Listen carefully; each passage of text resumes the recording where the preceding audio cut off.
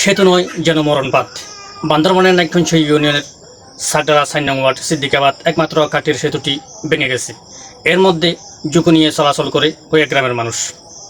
সেতু দিয়ে প্রতিদিন মারাত্মক ঝুঁকি নিয়ে পারাপার করে স্কুল, কলেজ ও মাদ্রাসার শিক্ষার্থীরা। স্থানীয়দের সাথে কথা বলে জানা যায়, গতকাল এই ঝুঁকিপূর্ণ সেতু দিয়ে পারাপারের সময় 2 জন স্কুল ছাত্র পড়ে মারাত্মকভাবে আহত হয়েছেন। শুধু তাই নয়, এই সেতুর উপর দিয়ে নাইকঞ্ছড়ি উপজেলায় সদরসহ বিভিন্ন স্থানে যাতায়াত করেন। কাঠের এই সেতুটির কাঠের পাশাপাশি কোটি ভেঙে যাওয়ার কারণে এটি ধসে পড়ার আশঙ্কা রয়েছে। 12 জুন জুমাবার 2026 ঝুঁকিপূর্ণ এই সেতুটি পরিদর্শন করতে দেখা গেছে নাইকঞ্ছড়ি সদর ইউনিয়ন পরিষদের প্রশাসক জনাব মাহবুব ইলাহি।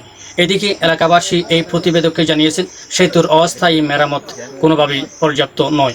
তারা নাইকঞ্ছড়ি উপজেলা প্রশাসনের কাছে জরুরি ভিত্তিতে একটি স্থায়ী সেতু নির্মাণের দাবি জানিয়েছেন। আশা করি সবাই নজর নেবেন। আসসালামু আলাইকুম ওয়া রাহমাতুল্লাহি ওয়া বারাকাতুহু।